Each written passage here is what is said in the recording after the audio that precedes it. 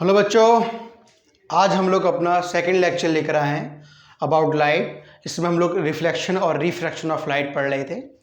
तो जैसे previous lecture में हम लोगों ने जो रिफ्लेक्शन होता है वो सबसे अच्छा कहाँ पे होता है, तो हमने बोला था कि मिरर से का सबसे अच्छा रिफ्लेक्शन होता है। इसलिए हम पूरी कहानी किसके पढ़ रहे थे, मिरर्स के पढ़ रहे थे। तो जब मिरर्स के हम बारे में पढ़ रहे थे प्रीवियस लेक्चर में, हम दोनों लिखा कि हमें नेचर में दो मिरर्स मिलते हैं, एक सिंपली प्लेन मिरर और एक सिंपली स्फेरिकल मिरर। फिर हमने थोड़ी और डीप स्टडी करी। हम लोगों ने क्या देखा कि स्फेरिकल मिरर्स भी हमारे पास दो तरीके से मिलते हैं, एक मिलता है कॉनकेव और दूसरा मिलता है सिंपली कॉन्वेक्स मिरर। अच्छा, अब आज के जो लेक्चर हम लोग पढ़ने वाले हैं कि कॉनकेव मिरर से बनने वाली इमेज कैसी होगी, कॉन्वेक्स मिरर से बनने वाली इमेज कैसी होगी, प्लेन मिरर से बनने वाली इमेज कैसी होगी। अब इमेज का नेचर कैसा होगा, रियल होगा या वर्चुअल होगा। अब रियल की मीनिंग क्या है, वर्चुअल की मीनिंग क्या है, कि मिलने वाली जो प्रीवियस लेक्चर में हम लोगों ने कि फोकल लेंथ देखा था कि फोकल लेंथ क्या होता है, सेंटर ऑफ कर्वेचर कैसा होता है, रेडियस ऑफ कर्वेचर क्या होता है।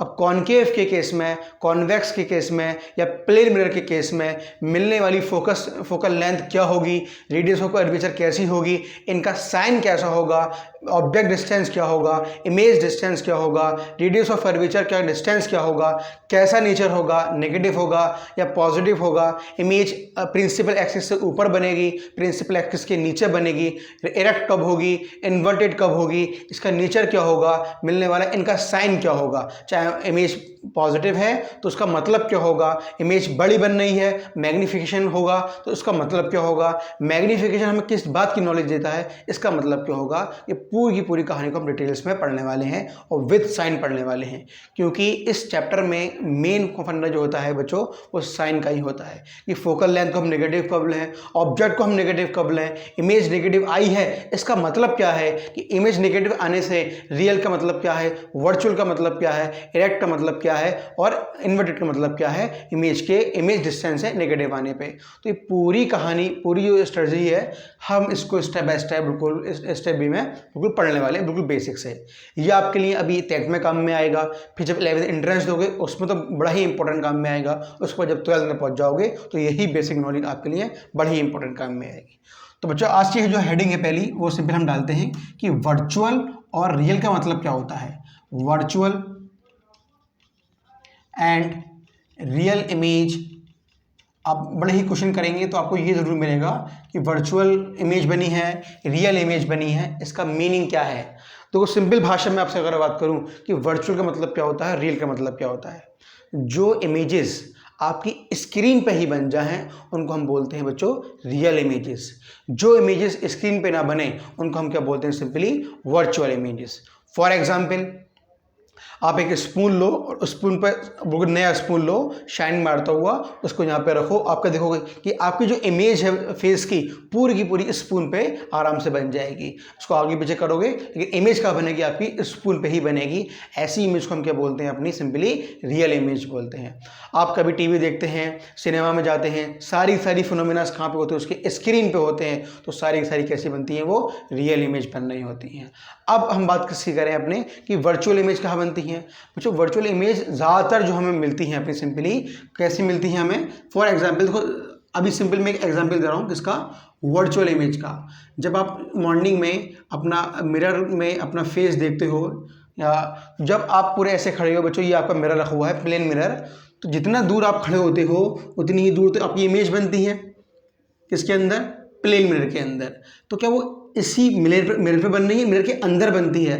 मान लो जहाँ पे कोई चीज़ रखी है तो पहले वो चीज़ बनेगी फिर आपकी इमेज बनेगी। इसका मतलब ये हुआ प्लेन मिरर के अंदर जो इमेज बनती है वो उसके अंदर बनती है, ना कि उसके मिरर के ऊपर बनती है। तो ऐसी इमेज को हम सिंपल क्या बोलने वाले हैं, अपनी वर्चुअल इमेजेस। तो अब देखो, बार बार ये तो समझ में आ गया प्लेन मिरर है, अब कभी कॉनकेव दे देगा, कभी कॉन्वेक्स दे देगा। अब किस कंडीशन में कैसी इमेज बनने वाली है, उसका नेचर क्या होगा, इसको स्टेप बाय स्टेप समझने के लिए हम कुछ ट्रिक्स याद कर लेते हैं कि जब भी हमारे पास कॉनकेव होगा या कॉन्वेक्स मिरर होगा तब क्या कहानी बनेगी, कॉनकेव हो या कॉन्वेक्स लेंस हो तब क्या कहानी बनेगी। अभी से ही पूरी इस कॉन्सेप्ट को, इस मटेरियल को अपने माइंड में सेटअप कर लेते हैं ताकि क्वेश्चन में कोई भी न्यूमेरिकल्स में कोई प्रॉब्लम हमें ना आए। अब चलो, अब मैं सिंपल बनाता हूँ, अपने मिरर्स को बनाया मैंने पहले। देखो ज़रा, अच्छे से समझना चीज़ को। पहले मैंने सिंपल क्या बनाया अपना, सिंपली एक कॉनकेव मिरर बनाया मैंने।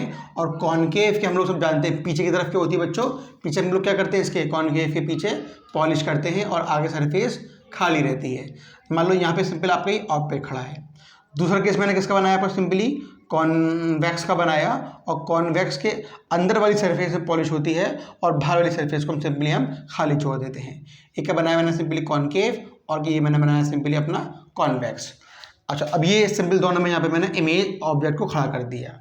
अब मुझे खुद बताओ, मान लो बच्चों ये एक मैंने वॉल खड़ी कर दी यहाँ पे ऐसे करके, और एक बच्चा यहाँ पे खड़ा कर दिया।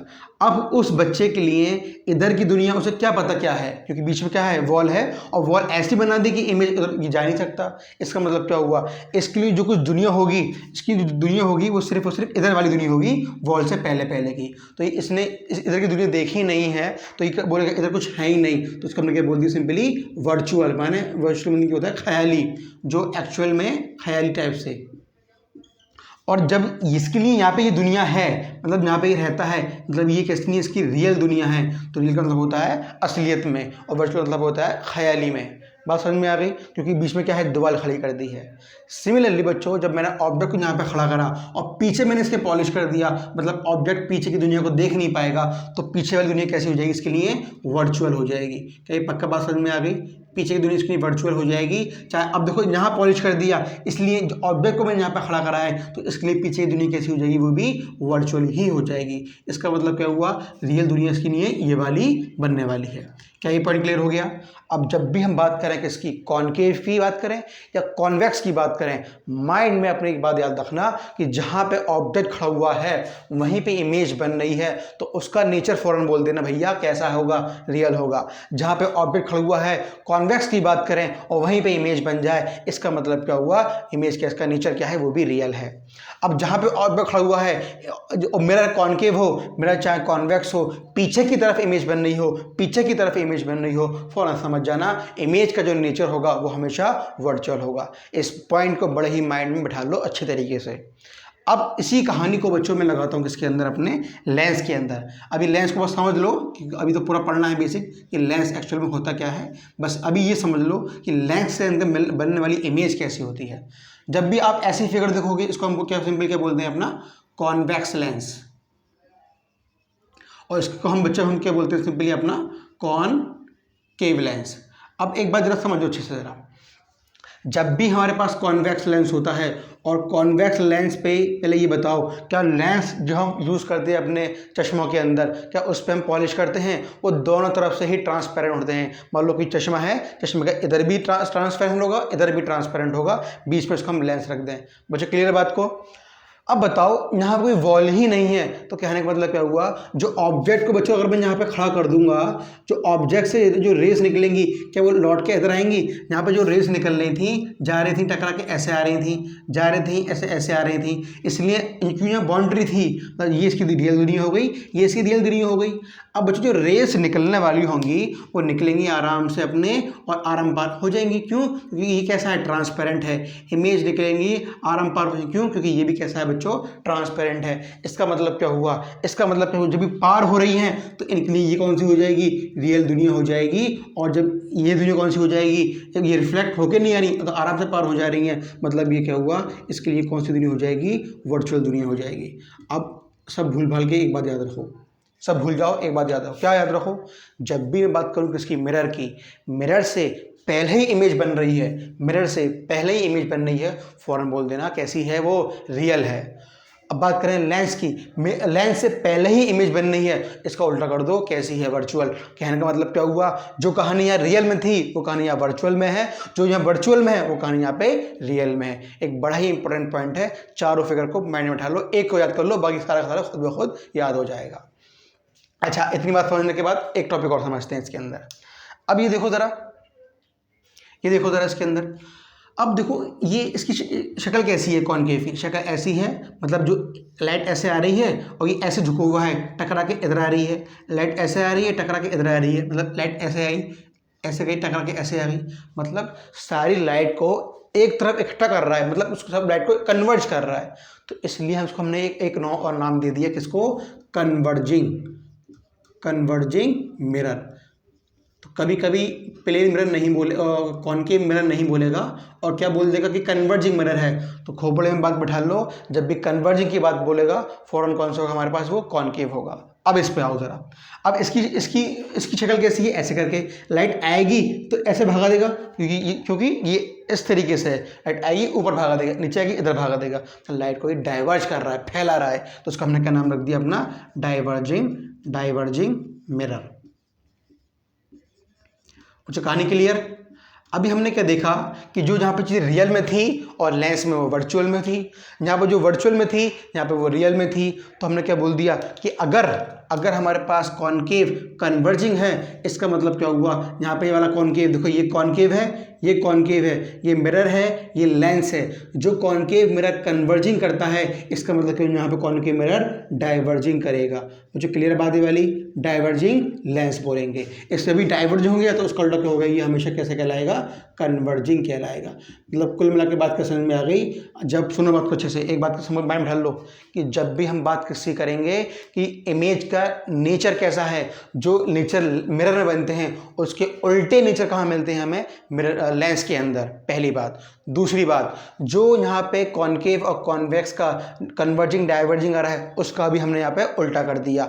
जो कॉनकेव हमारे पास कन्वर्जिंग होता है, या हमारे पास कॉनकेव डाइवर्जिंग होता है, या कॉन्वेक्स डाइवर्जिंग होता है, या कॉन्वेक्स कन्वर्जिंग होता है। अभी ऐसा क्यों करता है, जब इसकी हम प्रॉपर्टीज पाएंगे, लेंस पढ़ेंगे, तब पूरी कहानी को समझा देंगे। यहाँ से सिर्फ इसको बताने का मेरा मुद्दा ये था कि आपको वर्चुअल, रियल, कन्वर्जिंग, डाइवर्जिंग, ये 4 पॉइंट ऐसे हैं जो कभी आपको अब भूलोगे नहीं। इसको आराम से स्टेप बाय स्टेप लिख लो, फिर इसको हम आगे बढ़ाते हैं। बच्चों अभी ये कहानी हमने देखी कन्वर्जिंग डाइवर्जिंग की, कहाँ देखी, सिर्फ और सिर्फ स्फेरिकल मिरर्स में, और स्फेरिकल भी किसमें, कॉनकेव में और कॉन्वेक्स में। अब अगर हम बात करें कन्वर्जिंग की, डाइवर्जिंग की, अपनी सिंपली प्लेन मिरर के अंदर, जो प्लेन मिरर में जो है इमेजेस बनती हैं वो कैसी बनती हैं, इसको अगर हमें चेक करना है, उसके लिए हम क्या करें। देखो जरा बच्चों, मैंने सिंपली एक प्लेन मिरर बनाया और आपको क्या दिख गया, ये प्लेन मिरर की पॉलिश मैंने कर दी इधर की तरफ। तो आपके माइंड में एक बात पहले समझ में आ गई, मैंने अभी क्या बताया कि जब पॉलिश होगी तो इधर अगर ऑब्जेक्ट बच्चों आपको यहाँ पे खड़ा हुआ है, उसके लिए ये दुनिया इधर, ये कौन सी दुनिया हो जाएगी, रियल दुनिया हो जाएगी, और इसके लिए ये वाली वर्चुअल दुनिया हो जाएगी। बाकी बात है ना। जब ऑब्जेक्ट को मैंने सिंपली कहाँ रखूँ, यहाँ पे रख दूँ इस तरीके से। मैंने बोला कि अगर दोबारा मैंने पॉलिश यहाँ पे करी है, ये कैसे बनेगा, सिंपली वर्चुअल, और ये कैसे बनेगा, सिंपली रियल बन जाएगा।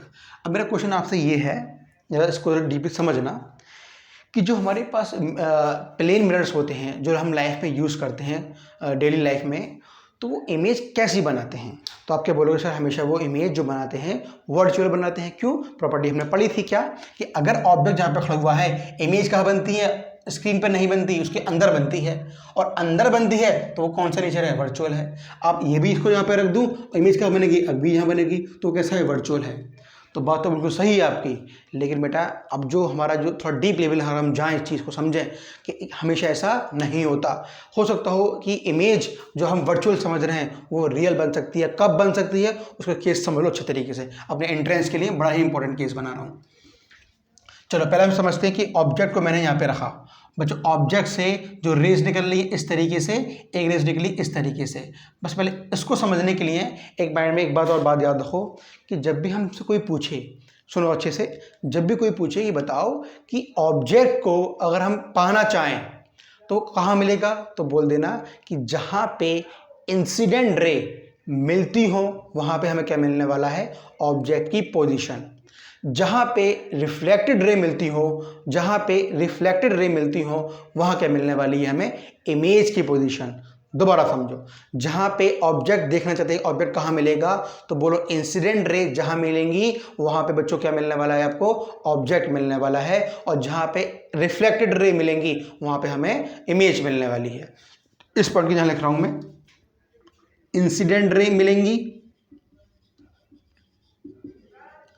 तो आपको क्या मिल जाएगी, ऑब्जेक्ट की पोजीशन मिल जाएगी। जब रिफ्लेक्टेड रे मिलेंगी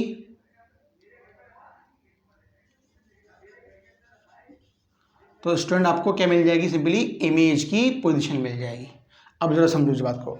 अब देखो मैंने कहा ऑब्जेक्ट को जहाँ पे खड़ा है, ऑब्जेक्ट से बच्चों रेस निकल रही हैं। अब जो ऑब्जेक्ट से रेस निकल रही हैं वो कैसी हैं, कन्वर्ज हो रही हैं, आपस में मिल रही हैं, फैल रही हैं। तो क्या बोलोगे, जो इंसिडेंट रे हैं, जो इंसिडेंट रे हैं आपस में कैसी हो रही हैं, दूर जा रही हैं, फैल रही हैं ऐसे करके।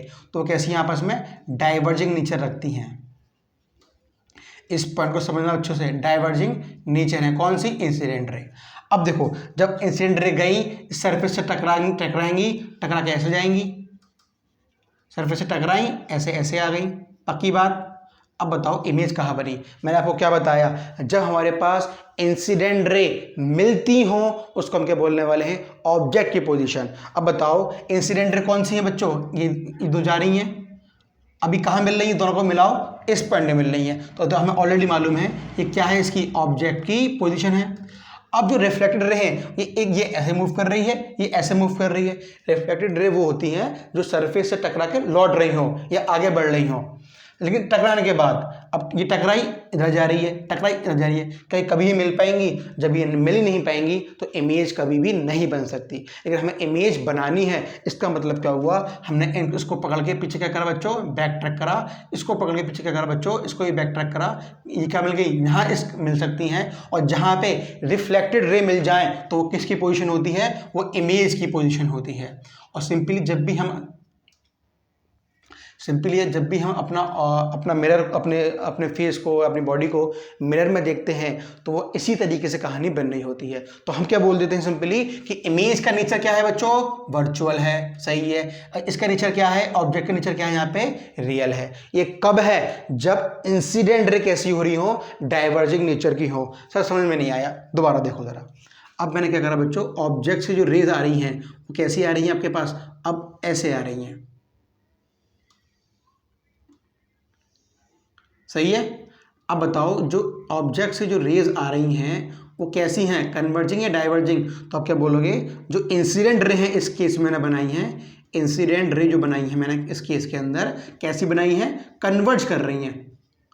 कन्वर्ज का मतलब बच्चों ये होता है, कन्वर्जिंग नेचर की है, मतलब ये होता है कि आपस में आके दूर कहीं से भी आ रही हो, आपस में एक जगह आके मिल रही हो, इसको कन्वर्ज। और डाइवर्ज मतलब वो फैल रही हो। अब कैसी हैं, आ रही हैं।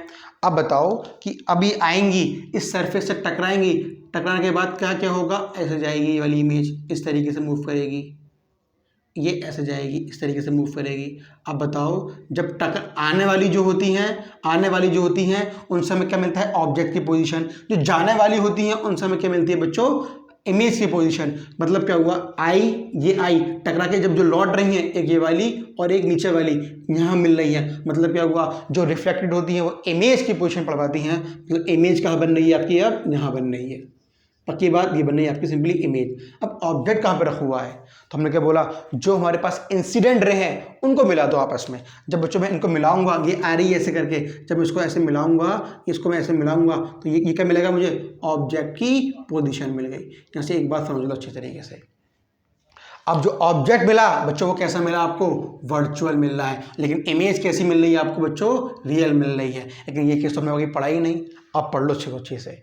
याद रखना इस माइंड में हमेशा कि जब भी इंसिडेंट रे हमारे पास डाइवर्जिंग नेचर की होंगी, फौरन समझ जाना कहानी कौन सी बननी होगी, जो अपनी हम डेली लाइफ में यूज़ करते हैं। कि इमेज कैसी बन जाएगी, वर्चुअल, और ऑब्जेक्ट कैसा होगा हमारे पास, सिंपली रियल। कब, जब हमारे पास इंसिडेंट रे डाइवर्जिंग नेचर की होंगी।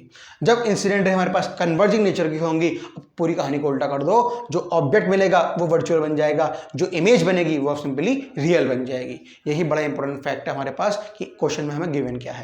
कहानी बच्चों क्लियर। अब हम लोगों ने क्या देखा कि स्फेरिकल मिरर की हम बात करें कॉन्वेक्स की, वहाँ पे डाइवर्जिंग कन्वर्जिंग क्या होता है, वर्चुअल रियल क्या होता है। फिर हमने क्या देखा, जब हम बात किसी करें प्लेन मिरर की, वहाँ डाइवर्जिंग कन्वर्जिंग क्या होता है, और बनने वाला वर्चुअल रियल इमेज में कैसा कॉन्सेप्ट रखता है। इतना इसको करो, स्टेप बाय स्टेप लिखो, फिर हम इसको आगे बढ़ाते हैं।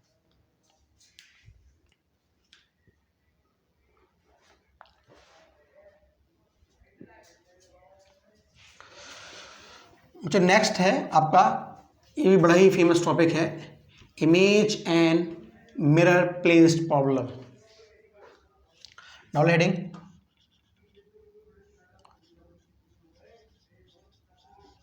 इमेज एंड मिरर प्लेस्ड देखो इन प्रॉब्लम्स को करने से पहले ये प्रॉब्लम बड़ी ही मिनटों सेकंड में हो जाएंगी, बस समझ लो इसका जो मैंने डाली है हेडिंग, इसका एक्चुअल मीनिंग क्या है। देखो ज़रा, मैंने आपसे कहा कि मान लो मैं ऐसे खड़ा हूँ, ये मैं खड़ा हुआ, सही है बिल्कुल, बच्चों भाई यहाँ पे ये खड़ा हो गया। मैंने कहा कि जो एक मिरर को मैंने अपने आपस में यहाँ पे ऐसे रखा है, तो इसमें याद रखना कि object and mirror are parallel to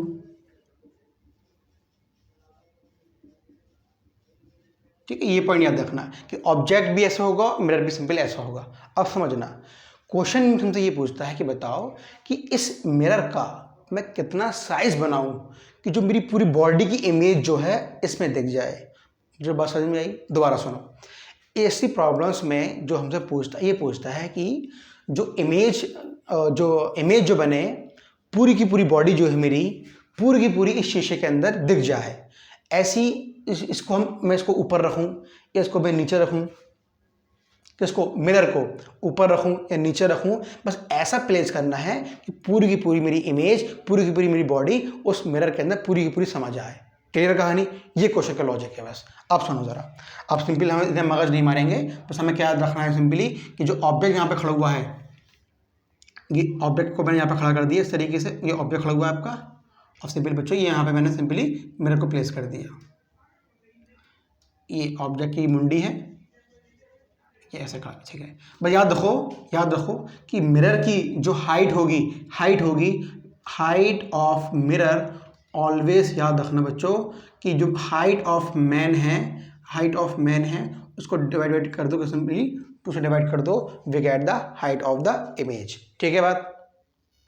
अब माइंड में ये आएगा सर ये कैसे आ गया, इस तरह आपको इतना डीप नहीं जाना, जब 12th में पहुंच जाओगे ये पूरा डेरिवेशन आराम से कर लोगे। अभी हमें सिर्फ क्या समझना है अपना कि ये simple height of mirror check करनी है कि कितना बड़ा मैं मिरर लेकर आऊँ कि पूरी की पूरी मेरी जो बॉडी की पूरा बॉडी है उस मिरर में समा जाए। बस क्या याद रखो, इसकी निकालने के लिए जितनी भी मैन की हाइट है उसको 2 से डिवाइड कर दो, उतना बड़ा तुम्हें क्या लेके आना, सिंपली मिरर लेके आना है। एक प्रॉब्लम तो यहाँ सॉल्व हो गई। अब जो क्वेश्चन में आपको बच्चों गिवन होता है वो गिवन ये होता है कि आई से लेके, आँखों से लेके पैरों का जो डिस्टेंस मैंने उसको सिंपली मैंने डी मान लिया। कहाँ से लेके, आँखों से लेके बच्चों पैरों का डिस्टेंस सिंपली मैंने डी माना है, और आँखों से लेके सर तक का डिस्टेंस मैंने स्मॉल डी माना है। मेरी बात समझ में आई। अब कभी कभी थोड़ा अंदर जब डीप और क्या पूछ सकता है कि बताओ आई से लेके पैरों तक की इमेज बनानी है या आँखों से लेके सर तक की इमेज बनानी है, तब क्या बोलोगे। तो हमने ऑलरेडी क्या बना दिया कि जो कैपिटल डी है वो आँखों से लेके पैरों का डिस्टेंस है, आँखों से लेके जो सर के बालों का डिस्टेंस वो स्मॉल डी है।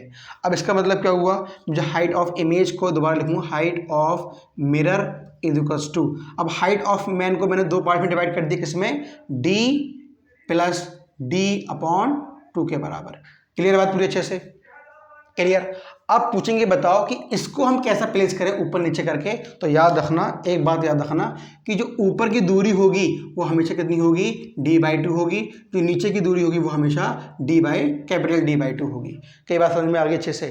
दोबारा देखो, सिंपल पूछा हाइट ऑफ मिरर कितनी होनी चाहिए, आप फिर क्या बोलेंगे, आधा कर दो, we get the height of the mirror. किसको आधा कर दो, हाइट ऑफ द मैन की हाइट को आधा कर दो, तो we get the height of the mirror. ठीक है। अच्छा, अब पूछा कि आंखों से कितना दूर होगा, पैरों से कितना दूर होगा, तो हमने क्या नियम बना लिया, जो आंखों से डिस्टेंस है ऊपर तक का बालों तक का वो डी है, आंखों से जो डिस्टेंस है पैरों तक का वो कैपिटल डी है। अब बोला कि इमेज जो मिरर रखा हुआ है उसको कैसे प्लेस करूं, तो हमने क्या बोल दिया, ऊपर से ले लो d/2 डिस्टेंस, नीचे से लो कैपिटल D/2 डिस्टेंस। ऐसी पोजीशन में इसको हम ऐसे रखें, इस कंडीशन, जब ये कंडीशन पूरी फुलफिल हो जाएगी तब जाके पूरी की पूरी इमेज इस शीशे के अंदर दिख जाएगी। क्लियर कहानी, ये इसका फॉर्मूला है, ये इसका कॉन्सेप्ट है। अब आते हैं इसके न्यूमेरिकल कैसे आएगा। बच्चों मान लो मुझसे बोल दिया, क्वेश्चन दे दिया रखा है कि height of man is 190 centimetre, find height of mirror. ठीक है, तो आप सिंपल क्या बोलने वाले हो कि हाइट ऑफ मिरर निकालने के लिए इतना टाइम वेस्ट नहीं करेंगे, सिंपली जो भी हमें हाइट ऑफ मैन दे रखी है उसको रख के सिंपली 2 से हम डिवाइड कर दें, वी गेट कितना मिला, 2 9 18, एक 95 के आसपास हमें क्या मिल जाएगी, सिंपली अपनी हाइट ऑफ द मिरर मिल जाएगी। ठीक है बात। अब मैं से एक बात और समझो ज़रा, अब मैं पूछूँ बताओ कि ऊपर से सुनो अच्छे से कि ऊपर से जो डिस्टेंस है हमारे पास वो कितना मिलने वाला है और नीचे का जो डिस्टेंस है हमारे पास वो सिंपली कितना मिलने वाला है। अब इसको निकालने के लिए अगर क्वेश्चन में थोड़ी सी और इन्फॉर्मेशन आपको गिवन होगी, एक तो ये पूछ लिया, इसी में अगर मैं सेकंड क्वेश्चन बना दूं, second part, if distance from eyes to head is 10 centimetre. ठीक है, फाइंड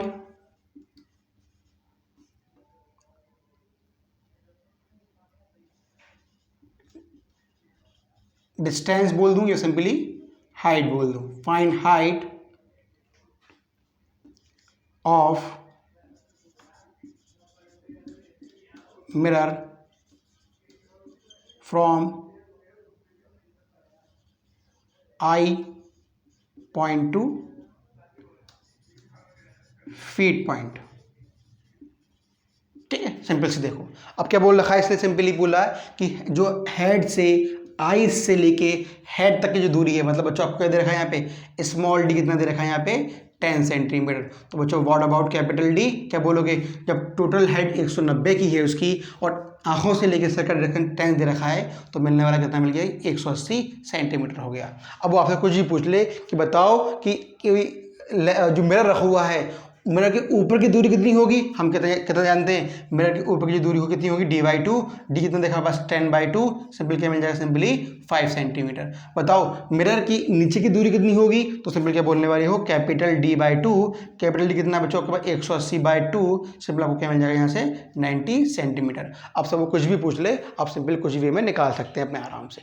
तो ये कुछ न्यूमेरिकल्स हैं, एक न्यूमेरिकल मैंने आपको कराया है, इसी की बेस पर आपसे कुछ भी पूछ सकता है कि इमेज की हाइट कितनी होगी, कि बताओ मिरर की ऊपर से कितनी हाइट होगी, मिरर की नीचे से कितनी हाइट होगी। हमने पहले नियम बना लिया, D/2, small d/2 capital D/2 निकालने को लेकर अपने आराम से सॉल्व कर सकते हैं इसका। ठीक है ना बच्चों, करो उसको जल्दी से। अब इसी में कभी कभी हमसे क्या पूछ लेगा कि जो मिरर रखे हैं हमारे पास, प्लेन मिरर रखा है, आप कभी सैलून वगैरह में जाते हैं तो आप लोग क्या देखते हैं, जब सैलून की आप चेयर पे बैठे होते हैं, कटिंग वगैरह कराते हैं, तो आपको देखते हैं एक मिरर आपके आगे होता है और एक मिरर पीछे होता है। तो आपकी जो इमेज बन रही है वो आगे वाले में बनती है और वही जो इमेज बन रही है आगे वाली पीछे वाले में बनती है और वही पीछे वाली फिर आगे वाले में बनती है। ऐसे बहुत सारी इमेज बनती है हमारे पास। अब हमें ये समझना है कि इमेज को हम कैसे पहचानें, कितने नंबर ऑफ इमेज बनने वाली हैं। तो डालो सिंपल कि number of images. Next topic आपका number of images, number of images from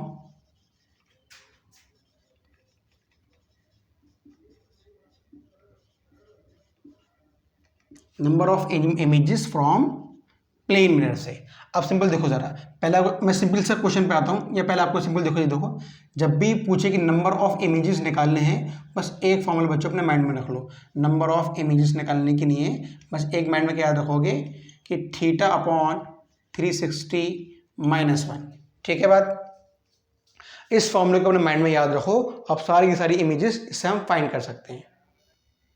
अब ये जो कंडीशन मैंने बनाई कि 360/θ -1 जो कंडीशन मैंने बनाई है, ये कब वैलिड होगी याद रखना। मान लो बच्चों एक मिरर मेरे पास ऐसे रखा हुआ है, ये पीछे से पॉलिश कर दिया मैंने, इसको नाम दिया मैंने M1। एक मिरर मेरे पास यहाँ पे रखा हुआ है, इसको सिंपली मैंने नाम क्या दिया M2। और ये इसका क्या है, ये इन दोनों के बीच का एंगल है θ। ठीक है, ये फॉर्मूला जब ही वैलिड होगा जब हमारे पास ये ऐसे बिल्कुल बीचे बीच में हम क्या रखें, यहाँ पे अपने सिंपली ऑब्जेक्ट को रखेंगे। क्या मेरी बात समझ में आई? जब ऑब्जेक्ट करेक्ट बीचे बीच में होगा, ये एंगल θ दे रखा है, तो ये जो लाइन खींच रहा हूँ मैं ये वाली, ये लाइन कैसी होगी, ये लाइन कैसी होगी बच्चों याद रखना है, एंगल को एंगल बाइसेक्टर होगी ये, मतलब क्या हुआ, एंगल को इक्वल अमाउंट में काट रही होगी ऊपर नीचे, तब जाके जो ऑब्जेक्ट है इसकी जो इमेज बनेगी वो कैसे हम निकाल, कितनी इमेज बनेगी, इसकी इमेज इसमें भी बनेगी, इसकी इमेज इसमें बनेगी, फिर इसकी इमेज इसमें बनेगी, फिर इसकी इमेज इसमें बनेगी, तो ये कितनी इमेज बन सकती हैं, नंबर ऑफ इमेजेस फाइंड करने के लिए हम डायरेक्ट फार्मूला यूज़ करें। कब, जब हमारे पास बिल्कुल बिल्कुल बीच में होगा, एंगल बाइसेक्टर में होगा। लेकिन अब याद रखो अगला केस मैंने क्या बनाया कि ये मेरे पास सिंपल M2 मिरर है और ये मेरे पास M1 मिरर है। अब जो मैं ऑब्जेक्ट को प्लेस कर रहा हूँ बिल्कुल बीच में नहीं कर रहा, कहीं भी कर दूँ, ये एंगल आपका थीटा है, ऑब्जेक्ट को अब मैंने यहाँ पे रख दिया, ठीक है, या ऑब्जेक्ट को मैंने यहाँ पे रख दिया, इसको हम बोलते हैं कौन सा, सिमेट्रिक केस है, ये कैसा मेरे पास अनसिमेट्रिक केस है। ठीक है बात है, जब हम सिमेट्रिक की केस की बात करेंगे हम डायरेक्ट इस फॉर्मूले से हमने सिंपली काम कर लेंगे, लेकिन जब बात हम किसकी करेंगे, अनसिमेट्रिक केस के लिए, फॉर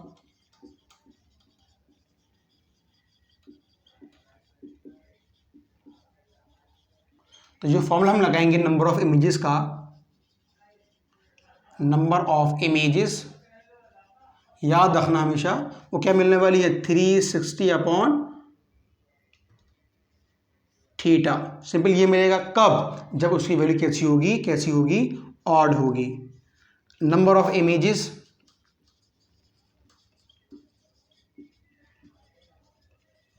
क्या मिलने वाली है, 360 अपॉन थीटा माइनस हम यूज़ करेंगे कब, जब वो हमारे पास कैसी होगी, इवन होगी।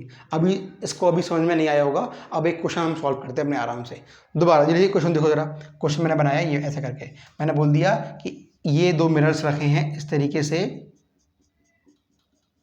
ये इसको बोला मैंने M1, बच्चों ये मैंने यहाँ पे रखा सिंपली, मैंने सिंपली M2। मैंने बोला बताओ ये एंगल बनना है 30 डिग्री, और जो ऑब्जेक्ट को मैंने प्लेस करा है बिल्कुल बीच में करा है, बिल्कुल यहाँ पे, और कैसे प्लेस करा है, बिल्कुल सिमेट्रिकली। ठीक है, जब भी सिमेट्रिकल प्लेस करेंगे हमें ना इससे मतलब ना हमें इससे मतलब, सीधा हम ये फॉर्मूला लगा के अपना आंसर निकालेंगे। कैसे निकालेंगे इसको देखो जरा, कैसे निकालना है, सिंपली फॉर्मूला क्या है, नंबर ऑफ इमेजेस कितनी मिलने वाली हैं, 360 अपॉन थीटा कितना देखा आपको, 30 डिग्री, यहाँ पे क्या कर 30 डिग्री -1, सॉल्व करो, 0 से 0 कैंसिल, 36 अपॉन 3 -1, 3 ये क्या 12 -1 कितनी मिलने वाली बच्चों, 11 इमेज मिलेंगे। कब, जब इसको हम कैसे रखेंगे, बिल्कुल सिमेट्री रखेंगे। अब इसी क्वेश्चन को मैंने हल्का सा मॉडिफाई करके अब मैंने क्या बोल दिया, अब जो ऑब्जेक्ट को मैंने यहाँ पे रखा है ये एंगल अभी भी बच्चों कितना बनना है, 30 डिग्री का एंगल बनना है, जब 30 डिग्री का एंगल बनना है, और इसको मैंने अब सिमेट्री इसको यहाँ रखा है, मतलब कैसे रखा है इसको मैंने,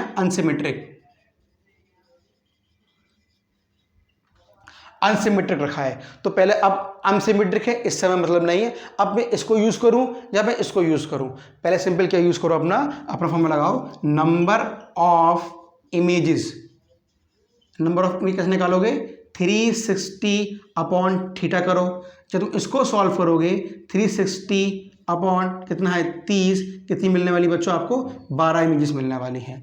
जैसे ही हम वहाँ पहुँचे 12 के पास, हमारे बात माइंड में क्या समझ में आ गई, जैसे ही हम 12 के पास पहुंचे मैंने देखा 12 कैसा है हमारे पास, इवन है या ऑड है, हमने देखा ये इवन नंबर है, और जब इवन का रूल क्या बना दिया, नंबर ऑफ इमेजेस का क्या करना पड़ेगा, 360 अपॉन थीटा कर दिया, वो 12 आ गया, उसमें से हमें एक को माइनस करना पड़ेगा।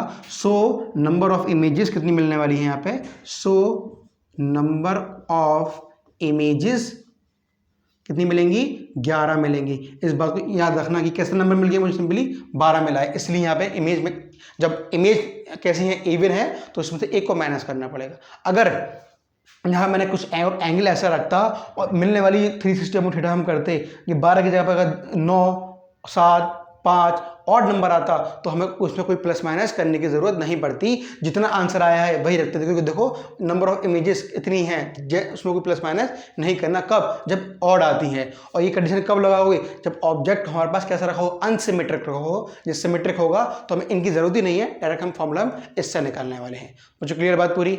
अब इससे सिंपल एक दो एग्जाम्पल और देखो जल्दी से, इसके एक दो एग्जाम्पल और देखो, फिर आपको और क्लियर हो जाएगा कि सिमेट्रिक में और अनसिमेट्रिक में डिफरेंस क्या है। अभी मैंने आपको सिंपल एक एग्जाम्पल और लिया और बोला कि अब जो ये मेरा रखा मैंने, ये मेरा रखा मैंने। एंगल जो बनना है 60 डिग्री है और कैसा है बच्चों, वो अनसिमेट्रिक है। कैसा है, अनसिमेट्रिक है। तो समझ गए, अनसिमेट्रिक में अनसिमेट्रिक है। बताओ कितनी इमेज बनेगी, तो आप क्या बोलोगे 360/60, 0 से 0 कैंसिल, 36/6 यानी कि 6 मिल गई। जो 6 कैसा नंबर मिला मुझे, सिंपली इवन मिला। जब इवन मिलता है तो इसमें हम एक को माइनस कर देते हैं, तो कितना मिलने वाला, सिंपली नंबर ऑफ इमेज कितनी मिलने वाली है, 5। क्या है ये आपकी नंबर ऑफ इमेजेस हैं, ठीक है ना। तो आपको इस तरीके ये पॉइंट्स हम याद रखना है। आप चाहे एंगल 90 बनाओ, कितना भी एंगल ले लो, बस आपको इवन ऑड का चक्कर चेक करना है। कब, जब उसमें बात किसी करेगा वो अनसिमेट्रिक की बात करेगा, ठीक है। तो आई होप ये कॉन्सेप्ट पूरा आपको क्लियर हो गया होगा कि नंबर ऑफ इमेज को हम कैसे फाइंड करें।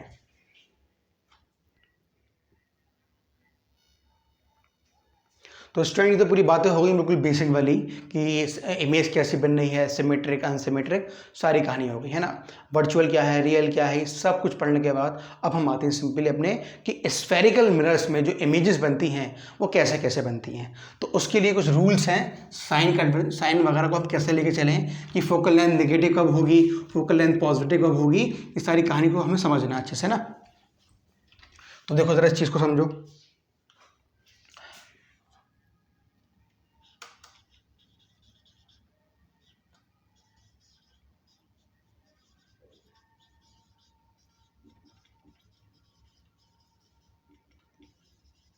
कुछ रूल्स हैं हमारे पास सिंपली, जिससे हम अपनी इमेज को फॉर्म करेंगे। मान लो बच्चों, अभी हम पूरी कहानी किसकी पढ़ रहे हैं, पूरी कहानी सिर्फ और सिर्फ मिरर्स के बारे में पढ़ रहे हैं ना। लेंस की हम बात अभी हम कर ही नहीं रहे, जब लेंस के बाद जब करेंगे, जब अपना हम सिंपली रिफ्रैक्शन ऑफ लाइट पढ़ेंगे। अब देखो सिंपली मैंने ऑब्जेक्ट को यहाँ पे रखा अपने इसको, और देखो अब पहला रूल क्या बोलता है कि जो ऑब्जेक्ट को मैंने यहाँ पे रखा है ना, कि फर्स्ट रूल क्या है इसका, फर्स्ट रूल ये है, रेज, जैसे मैं इसको लिख रहा हूं वैसे लिखना, rays coming from object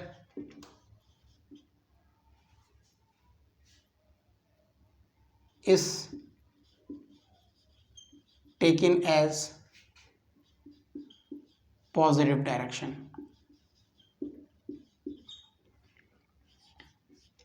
all measurement is from pole of mirror। ये दो बात हमें याद रखनी है, क्या है कि जो भी रेज होंगी कहाँ से, ऑब्जेक्ट से, उसको हम क्या मानने वाले हैं, पॉजिटिव डायरेक्शन। मतलब क्या होगा बच्चों, मान लो ये ऑब्जेक्ट खड़ा हुआ है, इससे जो रेज निकलेंगी ऐसे करके, उसको हम सिंपल क्या मानने वाले हैं, अपना पॉजिटिव डायरेक्शन।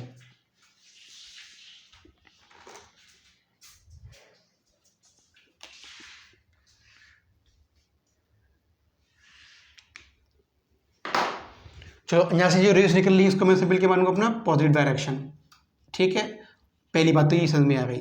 दूसरी बात क्या बोल रहा है कि जो भी मेजरमेंट करना है, जो भी नापातोली करनी है आपको, वो कहाँ से करेंगे, हमेशा कहाँ से करेंगे, ये जो पोल दे रखा है यहाँ से करेंगे। अब जरा समझो इसको, जरा एक चीज़ और,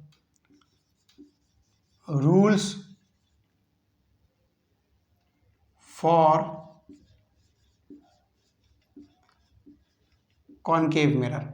अब कॉनकेव, ये जनरल रूल्स बना दी, चाहे कॉनकेव हो चाहे कॉन्वेक्स हो। अब बात किसकी कर रहा हूँ बच्चों, मैं कॉनकेव की ही बात कर रहा हूँ। जब भी हम कॉनकेव की बात करते हैं तो बताओ फोकल लेंथ कहाँ मिलेगी आपको, ये फोकल लेंथ यहीं कहीं मिलेगी, ये फोकल लेंथ, ये फोकस होगा, और यहाँ से लेके यहाँ तक की दूरी फोकल लेंथ हो गई। मतलब कि ये ऑब्जेक्ट है, ऑब्जेक्ट से लेके यहाँ तक की दूरी हम क्या बोलते हैं, सिंपली उसको हम यू बोलते हैं, सही है। अब फोकल लेंथ भी हो गया, यू भी हो गया। अब बताओ जो यू है, यू कैसे मिलने वाला है, किसके लिए, कॉनकेव मिरर के लिए। अब देखो जो डायरेक्शन हमारे पास ऑब्जेक्ट का है उसको हमने क्या मान लिया, अपना पॉजिटिव डायरेक्शन। अब जो नापातोली करनी है आपको, वो कहाँ से करनी है बच्चों, पोल से करनी है। तो नापातोली करने के लिए जो आपको यू ये दे रखा है, तो इधर आना पड़ेगा या इधर जाना पड़ेगा। तो नापातोली यहाँ से करनी है, तो यहाँ से आपको कहाँ आना पड़ेगा, आपको ऐसे आना पड़ेगा, मतलब आपको उल्टा चलना पड़ेगा। तो याद रखना, जब भी हम बात करें किसी कॉनकेव की, कॉनकेव में यू की वैल्यू हमेशा कैसे लेंगे, हम नेगेटिव लेंगे। अब फोकल लेंथ यहाँ पे है आपकी, अब इस पॉइंट से आपको कहाँ आना पड़ेगा, इस डायरेक्शन में आना पड़ेगा। तो सारी नापातोली कहाँ से करनी है आपको, पोल फ्रॉम द मिरर से ही करनी है। स्केल को यहाँ पे रखोगे और ऐसे मूव करोगे तो आपको कहाँ चलना पड़ा, नेगेटिव। और जो पॉजिटिव डायरेक्शन है आपको क्या मान रखा है, जिस डायरेक्शन में रेस जा रही होंगी किससे, ऑब्जेक्ट से। तो क्या मानोगे, फोकल लेंथ भी कैसे मिलने वाली यहाँ पे, पॉजिटिव। अच्छा, ये फोकल लेंथ है आपके पास, तो इसको अगर मैं ऐसा पूरा कर दूं, सेंटर का मिलने वाला है, यहाँ के सेंटर पे लेगा, और सेंटर से लेके पोल तक की जो दूरी होती है सबसे पहले क्या बोलते हैं बच्चों, अपना आर, मतलब रेडियस ऑफ कर्वेचर। वो भी कैसे मिलने वाला है आपको, सॉरी ये भी नेगेटिव आएगी ना, सॉरी नेगेटिव आएगा, तो ये भी कैसे आने वाला है हमारे पास, नेगेटिव। क्यों, क्योंकि सेंटर यहाँ मिलता है और आप यहाँ से जब ऐसे नापने आओगे आपको उल्टा चलना पड़ रहा है इस डायरेक्शन के, तो आपका होगा कि फोकल लेंथ नापे, यू को नापे, आर को नापे, तीनों चीज़ कैसे आ रही है हमारे पास, कैसी आ रही है, नेगेटिव आ रही है। अच्छा, what about V, what about V, तो आर भी यहाँ पे कैसा है, नेगेटिव। व्हाट अबाउट वी, तो अब देखो, अब इमेज अगर यहाँ बनती है, इमेज मान लो यहाँ कहीं बन गई, यहाँ पे ऐसे इमेज बनी है, ठीक है। अब इमेज को नापने तो ऐसे ही आना पड़ेगा, मतलब कैसे होने वाला है, इमेज नेगेटिव। अगर इमेज यहाँ बन जाती है, यहाँ से हट के यहाँ बनती है, तो कैसे बनेगा, और पॉजिटिव। तो v की वैल्यू डिपेंड करती है कि इमेज कहाँ बन रही है। मिरर से अगर पहले बनेगी तो वो नेगेटिव रहेगा, मिरर के बाद बनेगी तो वो पॉजिटिव हो जाएगा। मुझे कहानी क्लियर, क्यों, सारी नापतोली कहाँ से करनी है, आपको पोल से करनी है। मान लो इमेज यहाँ बनी, तो आप जब यहाँ से नापने जाओगे तो आपको ऐसे मूव करना पड़ेगा। जब आप ऐसे मूव करोगे, इसी की डायरेक्शन में मूव करोगे, मतलब क्या हुआ, जो पॉजिटिव डायरेक्शन ऐसे ही मूव कर रहे हो, तो जो v मिलने वाला है बच्चों, कैसे मिलेगा, यहाँ पे पॉजिटिव मिल जाएगा। ठीक है बात। ये रूल किसके बना दी मैंने, सिंपली कॉनकेव के लिए है। अब रूल्स हम किसके लिए बनाए, सिंपली अपने कॉन्वेक्स के लिए क्या रूल बनने वाले हैं। नाउ हेडिंग रूल्स फॉर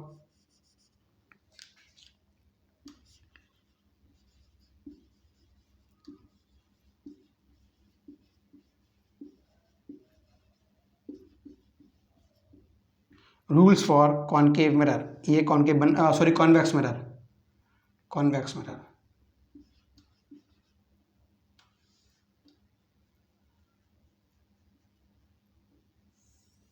मुझे ये इसकी सरफेस है, जैसे हमें ये आपका सिंपली ऑब्जेक्ट है, तो यहाँ से लेके यहाँ तक जो दूरी मिलने, ये आपका सिंपली पोल है, इसको हम सिंपली क्या बोलूँ, यू बोलूँगा।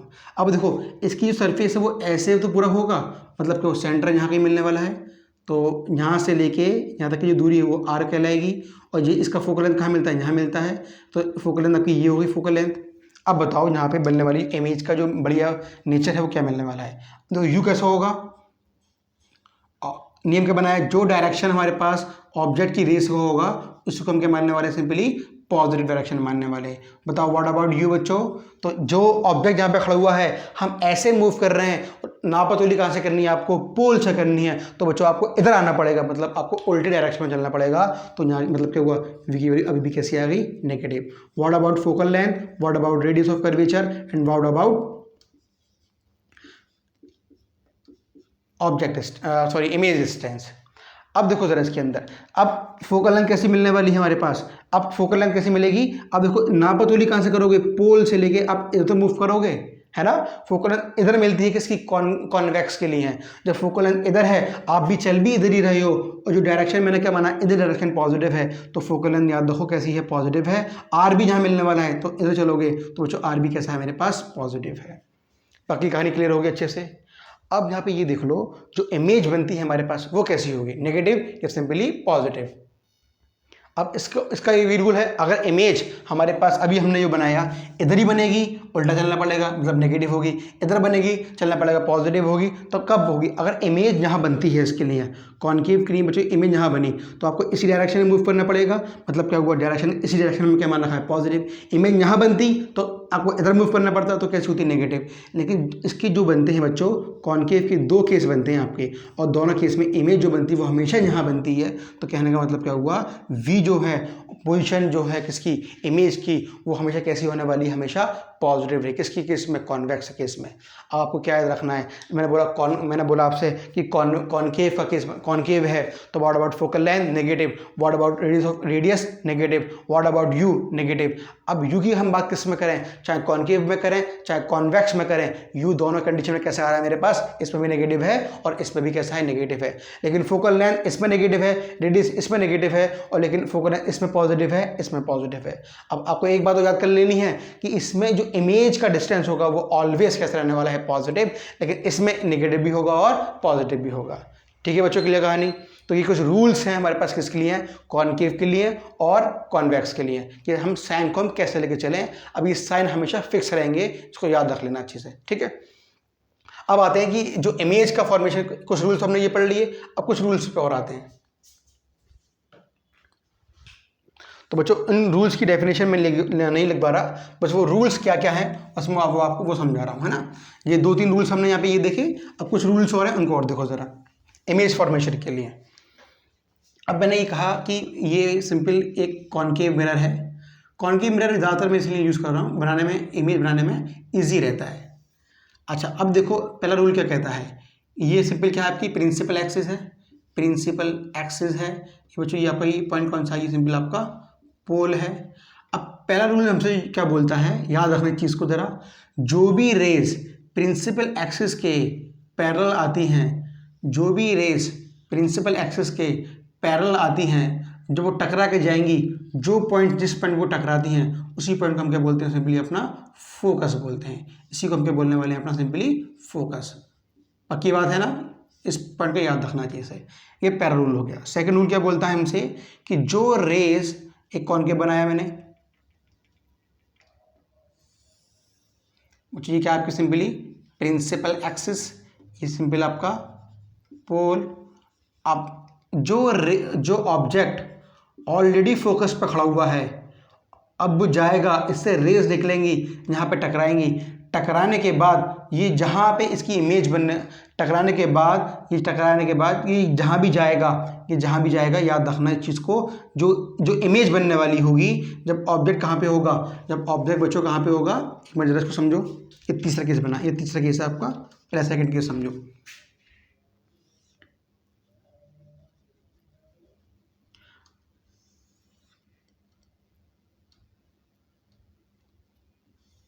ठीक है, इसको ये आपका सिंपली बच्चों क्या है, आपका सिंपली पोल है, और ये बच्चों की क्या सिंपली प्रिंसिपल एक्सिस है। अब मेरी बात को समझो जरा अच्छे से, कि जो भी रे इसके और पोल से टकराएंगी, वो जब पोल से टकरा वापस आएंगी, ये जो बनाने वाला एंगल होगा प्रिंसिपल एक्सिस से जो एंगल बनेगा उसको मैं इंसिडेंट एंगल बोल दूं, और जाने वाली का जो आर होगा, जो याद रखना इस बात को, आई बराबर हमेशा आर के होगा। पक्की बात ना, या इस बात को याद रखना अच्छे से। जब भी कोई रेस आएंगी जो सीधा पोल पर टकराएंगी, टकराने के बाद पोल से रिफ्लेक्ट होंगी, प्रिंसिपल एक्सिस से बनने वाला एंगल आई और प्रिंसिपल जाने वाली रेखा प्रिंसिपल एक्सिस से बनने वाला एंगल आर हमेशा दोनों के दोनों बराबर होते हैं। अब थर्ड केस पे आओ। अब ये रे ऐसे जा रही है, ऑब्जेक्ट कहाँ पे, यहाँ पे ऑब्जेक्ट कहाँ पे था आपका, इन्फिनिटी पे था, इमेज कहाँ बनी, और फोकस पे। अब ऑब्जेक्ट फोकस पे है तो ये इमेज ऐसे आई, इस तरीके से जारी होगी, ये ऐसे गया, ऐसे टकराया, ये ऐसे जा रहा होगा। कहने का मतलब क्या हुआ, अब जो ये दोनों आपस में कैसी मूव कर रही है, पैरेलल मूव कर रही हैं, तो इन्फिनिटी पे जाकर बच्चों क्या मिलने वाली है, आपकी इमेज बनने वाली है। अब रूल्स देखो दोबारा से, ऑब्जेक्ट इन्फिनिटी पे है तो इमेज कहाँ बनेगी, सिंपली फोकस पे बनेगी। अब ऑब्जेक्ट फोकस पे है, इमेज कहाँ बनेगी, इन्फिनिटी बनेगी। दो रूल याद हो गए। तीसरा रूल क्या है, कि अगर ऑप्टिकल सेंटर पर टकराएगा और जब वो लौट के जाएगा, इंसिडेंट और रिफ्लेक्ट के बीच में प्रिंसिपल एक्सिस के अलॉन्ग जो एंगल बनेगा, एंगल आई और एंगल आर हमेशा वो दोनों बराबर होने वाले हैं। ये सिंपल से क्या है, ये से कुछ रूल्स और है किसके, इमेज फॉर्मेशन के। ठीक है, करो इसको।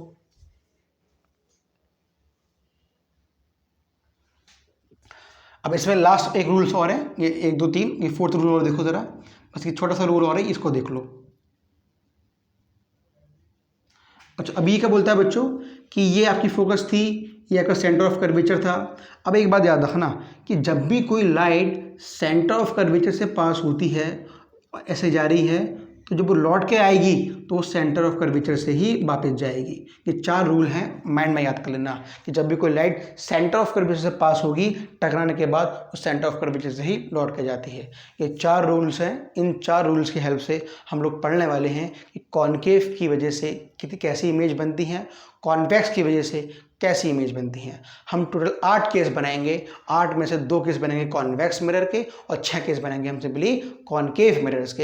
एग्जाम में इन 6 केसों में से आपसे वो कुछ भी पूछ सकता है, तो हम ऐसा नियम ट्रैक बना के चलेंगे ताकि आपको कोई कन्फ्यूजन ना हो। तो आज के लेक्चर को खूब अच्छे से पढ़ के आना, बड़ा ही बेसिक इंट्रेंसिंग लेक्चर है आज का। तो इसमें पूरा हम लोगों ने सीखा एंट्रेंस लेवल का भी और सिंपली बोर्ड लेवल का भी। ठीक है बच्चों, इतना पढ़ के आइएगा।